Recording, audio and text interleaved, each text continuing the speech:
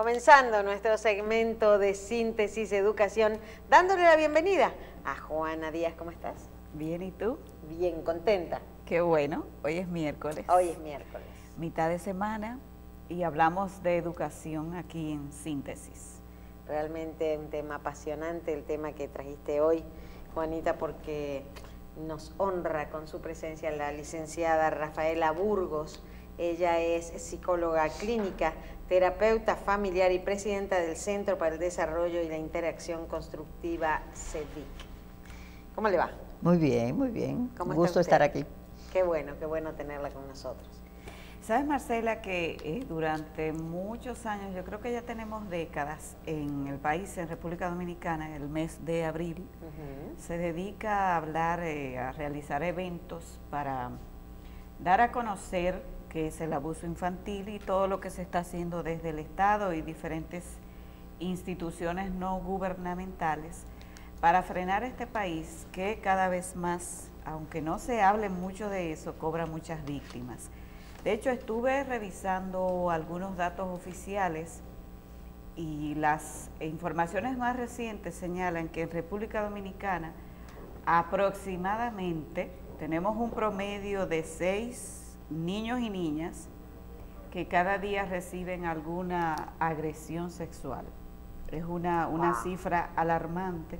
Y también se destaca que todavía a nivel de las escuelas, de clínicas y hospitales, nuestros profesionales no tienen herramientas suficientes para identificar cuando están ante un caso de abuso infantil, ya sea sexual o de otra naturaleza, y que en el caso de la Policía Nacional no todas las personas, no todos los casos son denunciados. Por eso, además, añadía el presidente del Instituto de Sexualidad Humana de la Universidad Autónoma de Santo Domingo, que posiblemente andamos por un 30% de población menor de 18 años que sufre algún tipo de abuso o agresión física sexual. Eso 30% de nuestros muchachos de 18 años han sido en algún momento maltratados física o sexualmente. Sí, a mí me pareció muy alarmante, pero él alegaba que nosotros no tenemos cifras muy oficiales. ¿Por qué? Porque no todo el mundo denuncia, no todas las familias denuncian, y los profesionales de la salud y de la educación no tienen herramientas ni tienen la suficiente capacidad para detectar cuando un niño presenta signos o señales de abuso sexual. Qué bueno que hoy está Rafaela con nosotros, que puede darnos luz sobre ese tema. ¿Cómo le va? ¿Cómo está usted? Muy bien, muy bien. ¿Es así como dice Juana? ¿Es una población de un 30% tan alarmante? Yo creo que es peor. Wow. ¿Más? Yo creo que es peor. Quiero empezar por enmarcar un poco, porque hablaste del mes de abril, y es importante que la gente también sepa que esto tiene un contexto. A ver. Cumplimos 20 años de que el mes de abril fue oficializado como el mes de la prevención del abuso a los niños. ¿Y por qué el mes de abril? El mes de abril, mira, el Instituto de la Familia, en ese momento yo trabajaba allá, decidimos proponer esto al Poder Ejecutivo.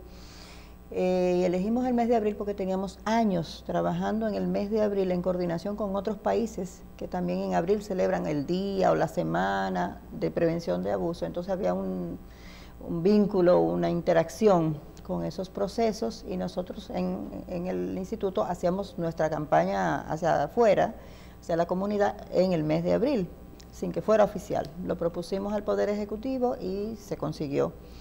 Entonces eso ha servido para que un año más, un año menos, ha habido momentos de mucha actividad y otros momentos en que se siente menos, pero pretendemos mantenerlo en la agenda. Desde CEDIC nosotros tenemos cada año varias actividades, pero la actividad central del mes de abril es un evento de actualización profesional, dirigido a profesionales de diferentes áreas sobre algunos de los temas de abuso a los niños. Entonces, con relación al número de víctimas, el 30% es un número que viene de lejos, Ya en los años, bueno, la primera investigación del Instituto de la Familia precisamente, que fue el primer estudio de abuso en el país, arrojó un 33% de abuso sexual. ¿De qué años estamos hablando? Estamos hablando del 86. O sea bueno, el otro día, hoy mismo sale en el periódico un padre de 70 años que abusó de una niña, de su hija, creo que de 7.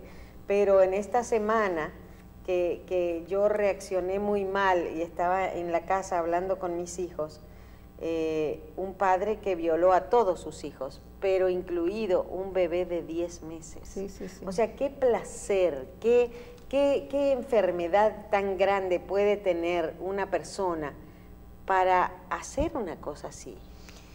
Cualquier cosa puede estar pasando en la mente de esa persona, no necesariamente es un enfermo, hay que diferenciar eso. O sea, no todos los que abusan sexualmente de un niño o de una niña son pedófilos, que es un trastorno de personalidad. Sí. En la mayoría de los casos, no hay una patología de esa naturaleza. Hay una dificultad para aceptar que hay un límite en la expresión sexual. Por eso trabajamos más en enseñar cuáles son los límites del acercamiento, cuáles son los límites del afecto, cuándo el afecto se puede sexualizar en una familia. Pero un bebé de 10 meses, licenciada. Sí, es un impulso sexual desenfrenado que no mira cuál es el objeto al que va dirigido, se desarrolla una dificultad para empatizar con la víctima, no le importa lo que pasa con la víctima, le importa su placer sexual en ese momento. Entonces, aunque sea su propio niño, su propio niño, así pasa. Por eso y de hecho puede matarlo. Pero claro. Eso, a esas edades es casi un atentado a la integridad física.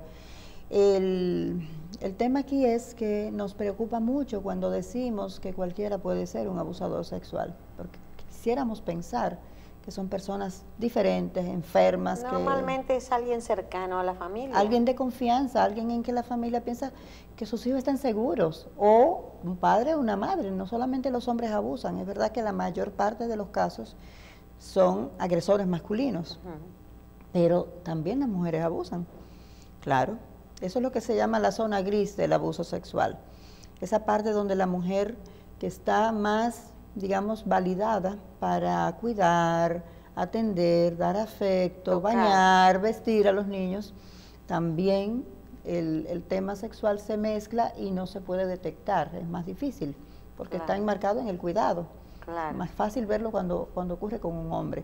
Pero eso no significa que ocurra igual, las mujeres abusan menos, estadísticamente los casos son muchísimo menos, lo que pasa es que intuimos que hay muchos más casos no detectados por esta zona gris. Claro.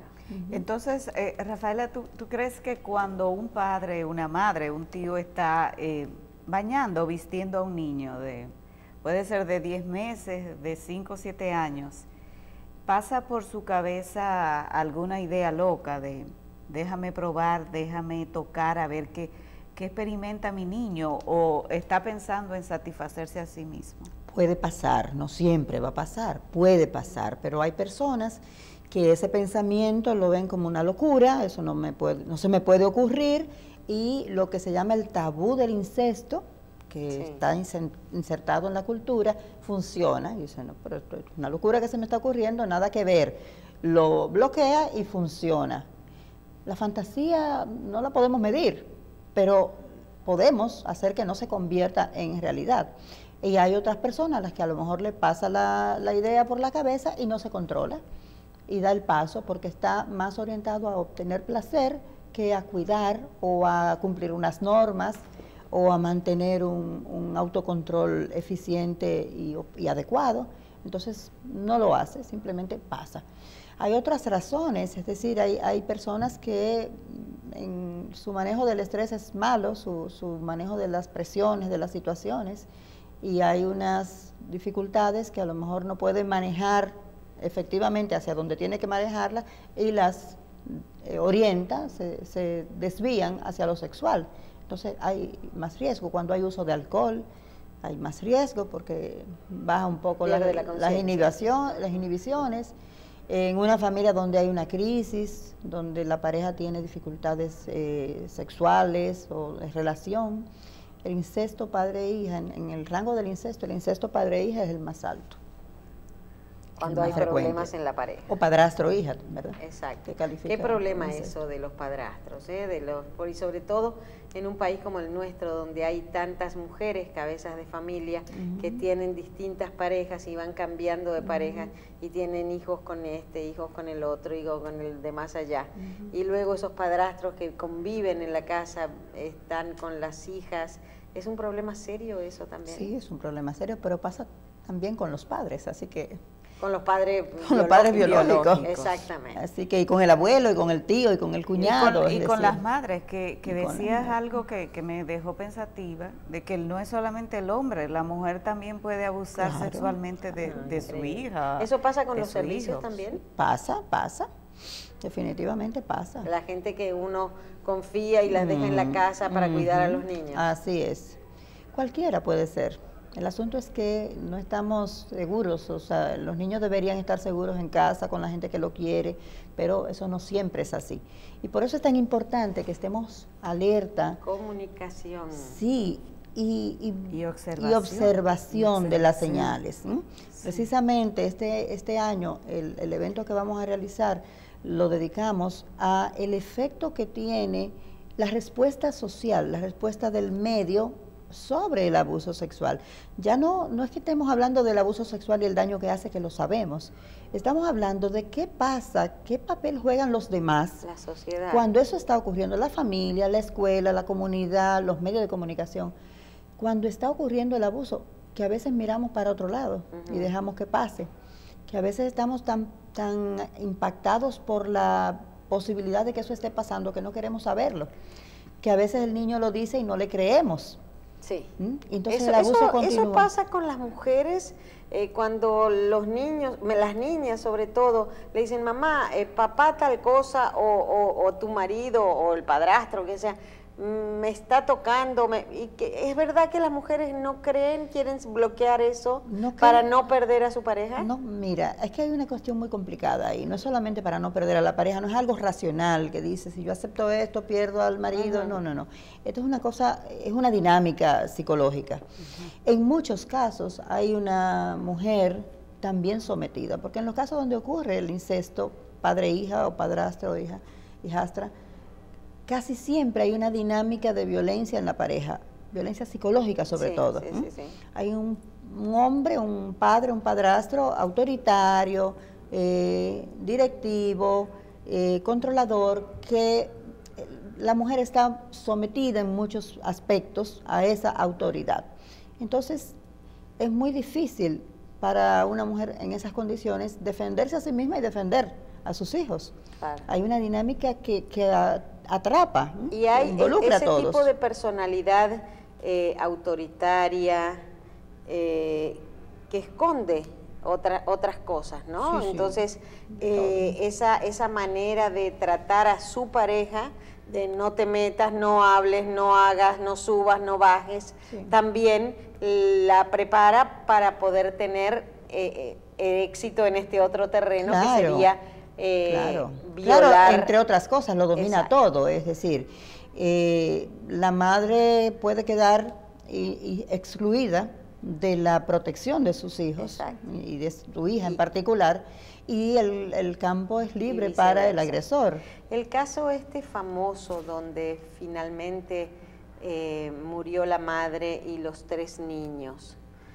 se hablaba de que una de las niñas, la de 11 años, había sido violada con anticipación y que inclusive, no sé si es verdad, porque la investigación del caso en particular no salió tanto a la luz, sino eran rumores de que el matador, por llamarlo de alguna manera, violó a las niñas después de haberlas matado. Sí, hubo cosas escalofriantes en ese caso. Horrible, todavía. Horrible. Es terrible. Entonces,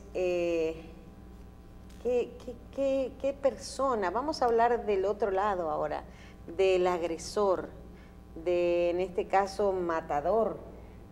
¿Qué puede pensar, qué puede pasar por una cabeza de agredir a una niña?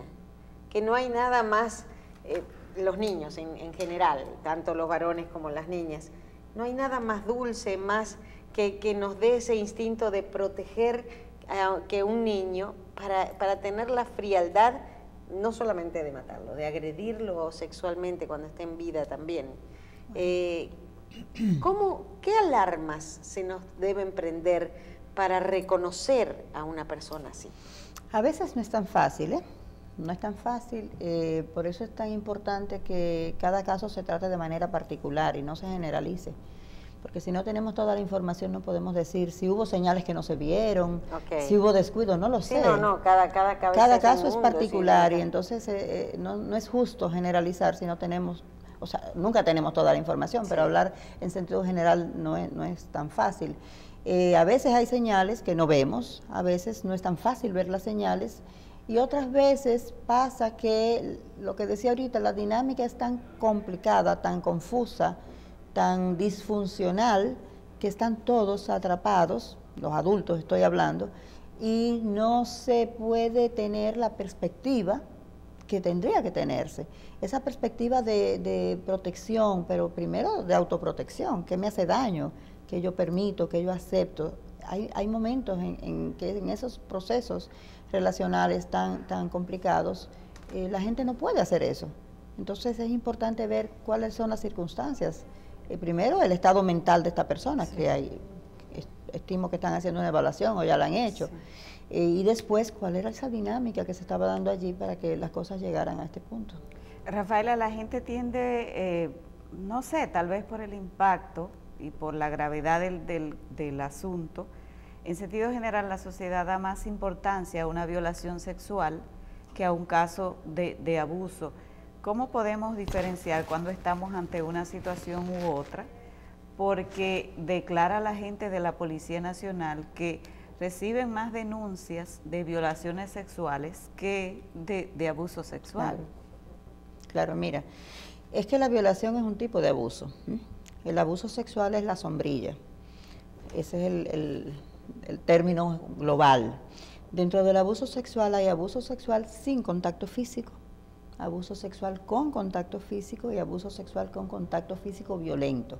La violación entra en ese último apartado. Pero todo lo otro es abuso sexual. Lo que pasa es que no deja huella. Entonces, es más... No deja huella física. Física, por supuesto. No hay una forma en que el médico certifique que ha habido un abuso. Claro. Entonces, claro, es más frecuente que la gente denuncie lo que es el abuso sexual con contacto físico violento y que se pueda probar también, ¿ves? Porque hay unos procesos, unos peritajes médicos que te dicen que hubo una situación física. ¿Qué pasa con el resto de los abusos? Muchas veces no se puede, es algo intangible. Por ejemplo, hay hasta situaciones donde una mirada de constante lasciva, de constante control, intromisión en su mundo sexual, hace que el niño se sienta o la niña se sienta que le están desnudando con los ojos y no le han dicho nada. Una palabra, un gesto, una actitud sexualizada de un adulto hacia un niño, hacia una niña, es abuso sexual, pero ¿cómo se le explica eso a la autoridad? Claro. Entonces es más difícil. Muchas veces en estos casos los niños casi siempre se quedan callados, independientemente del tipo de abuso, pero más aún cuando es este tipo de abuso donde no ha habido un toque. La siguiente categoría son las caricias, ese acercamiento, ese toque, esa estimulación sexual del adulto hacia el niño o hacer que el niño estimule al adulto, la masturbación, todo eso ocurre porque se crea una dinámica donde el niño va siendo progresivamente inducido, convencido y después atrapado. El agresor, como tiene autoridad y como tiene poder sobre el niño, no le es difícil irlo involucrando poco a poco y de alguna forma termina en una situación donde el secreto mantiene el problema a veces durante años.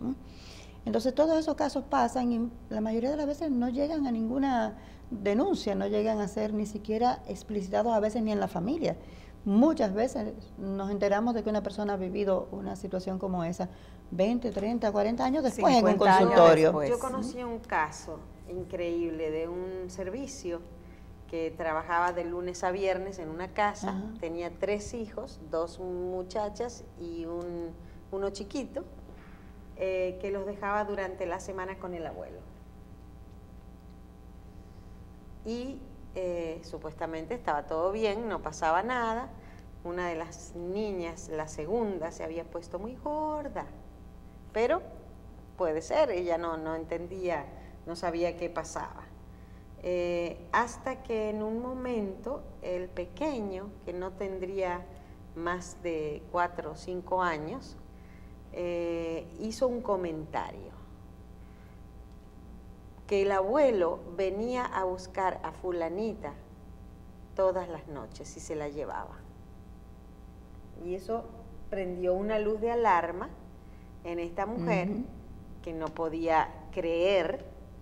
Entonces pidió ayuda a sus hermanos y descubrieron el caso, que no se sabe cuánto tiempo llevaba transcurrido, y por supuesto el consabido, si le dices a tu mamá yo me mato, bla bla bla bla bla bla. De hecho el abuelo se suicidó, se colgó de un árbol.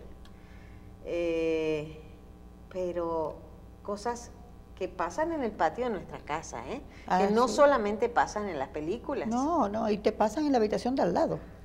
Exactamente. O sea, tenemos que estar claros que eso puede estar pasando de lunes, casi frente o sea, a de nosotros. domingo a lunes estaba en su casa, no veía nada extraño durante años, y eso pasaba de martes a viernes. Claro. Toda la vida, que no sabemos cuánto tiempo ha transcurrido. Y de hecho, entonces, lo que generó el después es el odio a la situación por el desenlace de lo que pasó con este hombre. No, y la carga de culpa para la niña, por ejemplo, para todos. Es un porque problema. Los niños se sienten principalmente culpables, o sea, el primer sentimiento es de culpa. ¿Qué hice yo para que esto me pasara a mí? Algo yo debo tener. Lo dije, yo lo tenía oculto. ¿Y qué hace que un niño se sienta culpable? ¿Cuáles factores, todos se sienten culpables. ¿Cuáles factores pueden, digamos, empujar a este niño a que el primer sentimiento que se aparezca sea la culpa? Hay mucha confusión primero, hay mucho, no sé lo que está pasando, esto está bien o está mal, esta persona que por el día me corrige y me pone reglas y que también es afectuosa conmigo, hace esto, debe estar bien porque esta persona no hace cosas malas, o sea, esa mezcla de sentimientos está ahí. Pero la culpa viene asociada a muchos elementos. Primero viene porque es algo que intuye el niño que no está bien porque no se puede contar. Entonces, estoy participando, estoy en algo que no está bien y no lo puedo decir, entonces algo debo tener yo, debe haber algo conmigo. Aparece muy fuerte la culpa cuando el niño o la niña sienten placer durante el abuso, que es totalmente pero es normal y si frecuente. No hay violencia. Si no es violento, hay placer porque son terminaciones nerviosas. Está estimulando una zona con alta irrigación. Entonces es normal que sienta placer. Pero el niño siente que es parte del problema. Como a mí me pareció que me dio placer, me pareció agradable, entonces yo también soy culpable. Y bueno, hay otros temas, por ejemplo, cuando los niños comienzan a hablar de esto o a intentar hablar, el revuelo que se crea aumenta la culpa, porque entonces piensan que ellos han dañado a su familia, han creado el problema. Los niños no entienden, y hay que explicárselo muchas veces en terapia, que el problema no lo creó él o ella, que lo creó el adulto, que el decirlo no es el problema es hacerlo, el problema es lo que el adulto hizo y no lo que él dijo. Pero eso toma tiempo que los niños lo puedan entender y vuelven al punto cero y vuelven a hacer, a revivir el sentimiento de culpa cada vez que pasa algo. Durante el proceso legal la culpa también se exacerba, porque los niños sienten que han expuesto Claro. a su familia, que la familia ha tenido Su que intimidad dividirse. han tenido que hacerla Exacto, pública. Exacto. Entonces, la culpa está todo el tiempo flotando, es lo que más manejamos en terapia con los niños víctimas de abuso. Nosotros vemos, y vuelvo al mismo tema, en las películas, en las series, vemos que mucha de la gente que comete actos violentos, que comete asesinatos y demás, buscando en el pasado, es una persona abusada en su infancia o demás. En las películas es lo que esos vemos, ¿verdad? ¿Es así? Pasa a veces, no siempre. Lo que pasa es que en las películas evidentemente Hay que buscar hay que poner drama motivo, extra, pero sí puede Pero eso es lo que pasar, nos puede enseñan, ocurrir, ¿verdad? puede ocurrir. No es una cuestión causal. No siempre el que abusaron de niño va a terminar siendo un Pero asesino. el que abusan de niño, ¿va a ser un adulto abusador? No lo va a hacer necesariamente. Tiene altas posibilidades, hay un riesgo de repetición. Pero no todo el mundo repite. O sea, ni el abuso físico ni el abuso sexual hay una cuestión determinante en esa correlación. Puede pasar, y pasa con frecuencia, pero hay mucha gente que hace lo contrario. Hay gente que lo vivió y lo vivió con tanto dolor que entonces sobreprotege a los hijos. Eso es otra cosa que encontramos en los estudios, por ejemplo. Un padre, una madre ansioso, inseguro, que está todo el tiempo. Fue un niño golpeado. Probablemente en su historia, si buscamos, hubo algún momento en que se sintió expuesta, vulnerable, o fue molestado o molestada. En los casos de abuso físico también lo vemos, tan frecuente como los padres que repiten el abuso, que maltratan porque así aprendieron y hasta por lealtad a sus padres, que lo hicieron bien según ellos, educan a sus hijos igual que fueron educados. También hay padres que dicen, no, es que a mí eso me dañó, yo entendí que eso me dañó, sobre todo si han estado en algún proceso terapéutico, se dan cuenta de que ellos pueden cortar ese circuito, que ellos no tienen que repetir ese patrón. Rafaela, la experiencia del abuso sexual se supera. Un niño abusado sexualmente puede recuperar su estado anterior, superar ese trauma. Sí, se puede. ¿Y de qué depende? Depende de muchas cosas. Los síntomas, el cuadro sintomático de un niño víctima de abuso, el que se presente más grave o más duradero ese cuadro, va a depender de muchos factores. Principalmente del tipo de abuso, del tiempo durante el que ocurrió, de la intensidad del abuso, si fue con penetración o no, y después de esos factores, uno que es clave es la respuesta de la familia cuando se descubre. Es más fácil, tiene mejor pronóstico para la recuperación un niño o una niña al que su familia, los adultos no abusivos, le creen cuando dice lo que está pasando, le apoyan, le acompañan, le protegen, evitan que siga el abuso. Eso nos da un elemento pero fundamental en la recuperación y lo vemos pero de manera muy clara en los procesos terapéuticos. Vemos cómo cambia la actitud. Hay niños que dicen, es que me siento que me liberé. Durante años guardando un secreto, y cuando lo dice su familia se une, le protege, busca ayuda, si es necesario hace denuncia, o sea, se crea un sistema de protección que no le culpabiliza, que no le juzga, que no lo ignora. Eso hace que cambie, pero por mucho, su mirada sobre el abuso, sobre sí mismo y sobre su proyección de futuro. Entonces hay más posibilidades de recuperación efectiva. Con garantías. ¿Y qué sucede entonces cuando cambio? la gente lo da a conocer, lo saca a la luz después de adulto? Sobre todo en los últimos tiempos, hay personas famosas y no tan famosas que han estado sacando a la luz que cuando niños, cuando niños fueron abusados o que fueron acosados sexualmente. ¿Esas personas guardaron eso ahí dentro? ¿Todavía hay situaciones no resueltas? Sí, bueno, el decirlo es una forma de liberación y de ayudar a otros, que también es terapéutico. Cuando un adulto habla de esto para que otros niños no sean víctimas, está haciendo una parte que está muy ligada a la resiliencia, que es el poder poner al servicio de otros mi dolor, mi trauma. y eso ya es bastante terapéutico, pero eso no es suficiente, hay que hacer un proceso sistemático, hay que hacer un tratamiento, eso tiene unos criterios, es decir, hay unas etapas que la gente tiene que ir pasando, hay muchas víctimas que se han apresurado en perdonar, por ejemplo, pero eso no es un perdón real, no es profundo. Es un perdón que se autoimpone Superficial. la víctima, y entonces no se está reconociendo su derecho a sentir rabia, a sentir indignación, a querer que le pasen cosas malas al agresor aunque no lo haga. O sea, todo eso es parte de las etapas que tiene que ir, y si no se cumplen, pues entonces se queda enquistado este trauma, y parece que pasó, pero probablemente se va a manifestar o en su vida sexual, o en su capacidad de entrega, de vincularse íntimamente con otras personas, o en el manejo de sus hijos, ¿no? En aspectos fundamentales de su vida.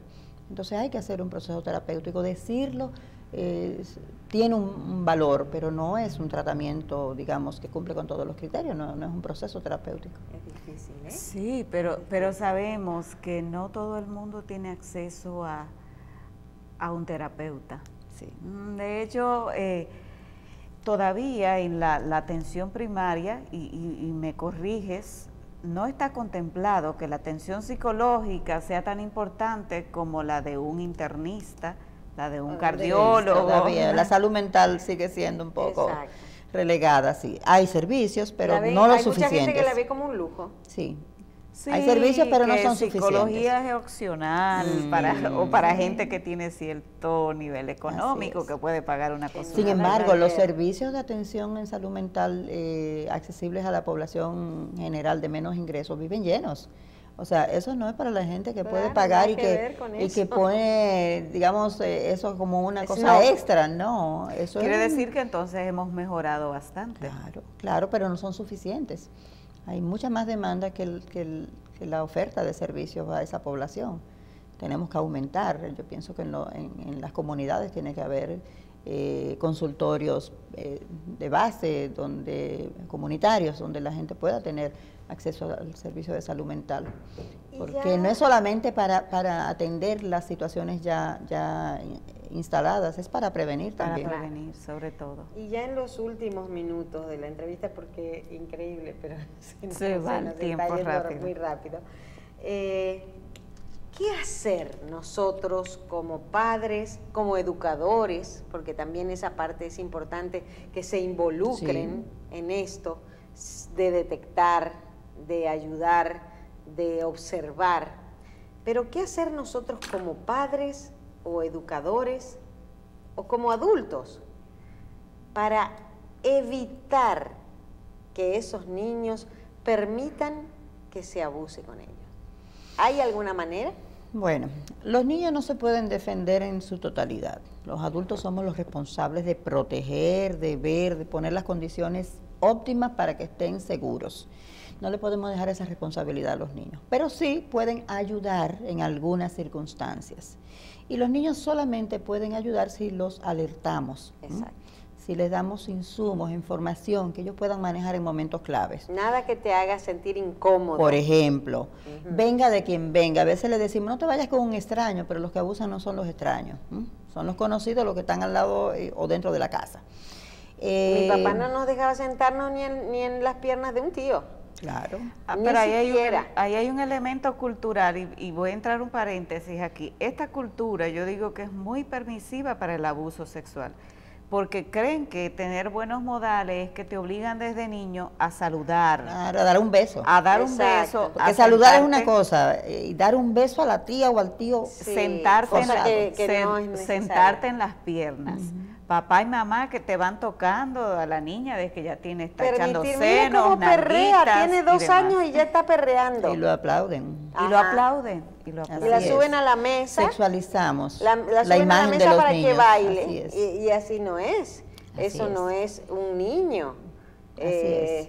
Pero hay que decir, para que no quede la idea completa, exacto, que no se trata de que si la niña o el niño está vestido como quiera vestirse o como quiera vestirlo el padre, eso le da permiso al agresor Jamás. de pasar la línea, ¿eh? Jamás. O sea, veamos que hay... Pero sí alertarnos. Mira, si te tocan o esto, tú le dices a mamá, le dices a papá, Claro. Le dices al hermanito, lo que sea. Es fundamental hablarle a hay los que niños de que esto hablarles. puede pasar, de que tienen derecho a decir que no, Ujú. de que nadie puede tocar sus partes privadas. Aunque se trate de sus padres. Aunque se trate de sus padres. Entonces se le explica, ya a la edad que lo pueden entender, se le explica que si mamá o papá o la tía fulana o la abuela o quien tenga que cuidar al niño va a tocarlo, va a ser para bañarle, para vestirlo, para cambiarle. Si no es para eso, no puede tocar. Si te molesta, si no te gusta cómo te toca, tienes que decir que no. ¿Y a partir de qué edad a un niño se le puede decir eso? Eso lo comenzamos a trabajar a los 3 años. Claro. Muy bien. Un niño de 3 años puede... Cuando ya habla. A veces hasta antes, depende del niño. Comenzar a enseñar cuáles son las partes privadas, quiénes pueden tocar, lo que es un toque bueno y un toque malo. Se le enseña lo que es un secreto bueno y un secreto malo, porque también hay Darle que la alertar. posibilidad de expresarse, de tener la confianza de decirle a sus cuidadores hasta dónde. Claro, pero eso requiere cambios en el patrón de relación y de crianza de la familia. ¿Por qué? Porque educamos niños complacientes, nos gustan los niños que digan que sí a todo, que obedezcan todo. Y entonces un niño que es complaciente y Rebelde. obediente siempre va a ser más susceptible, va a ser más vulnerable afuera. Claro. Un niño que es corregido con golpes o con insultos es más vulnerable al abuso sexual también. Sí. Sí. Entonces hay que Porque hacer tiene cambios. miedo. Porque tiene miedo, porque no tiene confianza, porque los adultos que abusan son cariñosos y cuando en casa lo que hay es golpes e insultos, ese adulto me oye, me trata bien. Nada. Entonces Qué Es complicado. es complicado. Sí. Qué complicado. Pero es bueno lo resumir importante el es tema eso. de que hay y resaltar que se supera, que es una Se situación supera. superable, que Claro se que sí. requiere atención especializada Claro y que hay que trabajar, como tú decías, con los padres, con los educadores, con los comunitarios, los Así es. vecinos, la gente que está Así es. cercana, Con las redes. con las redes. De hecho, vamos a crear, a estructurar, estamos en un proceso de estructurar una red de escuelas por el buen trato. Muy Porque bien. este año estamos hablando de abuso sexual, pero no es el único abuso. No. Estamos hablando Y que de la que gente los niños se- están siendo maltratados de muchas maneras. Exactamente, que la gente se anime a denunciar, porque muchos casos y lo traspaso a los feminicidios.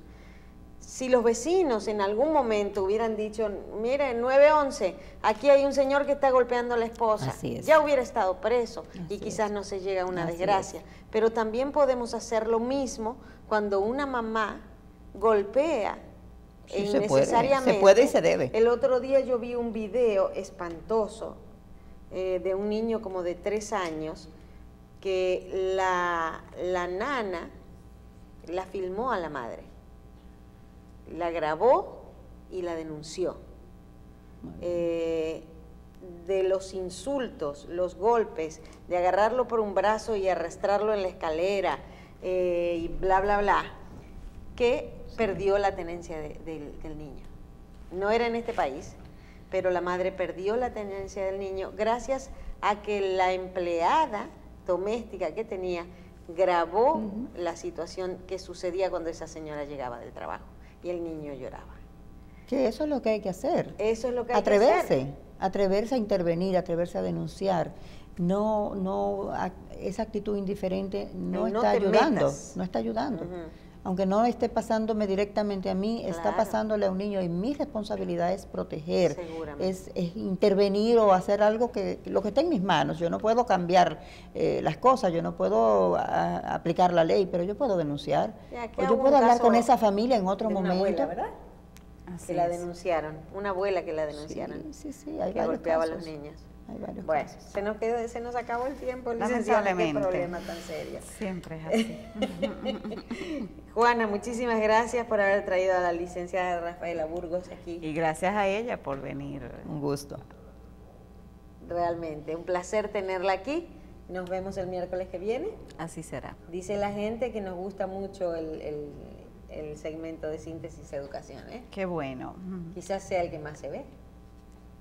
Vamos a hacer ahora esta pausa hasta el día de mañana, nada más. Y hasta el miércoles que viene despedimos a Juana. Muchísimas gracias, licenciada. Gusto. Interesantísimo el tema de hoy. Y a ustedes, como les dije, una pausa, pero hasta mañana.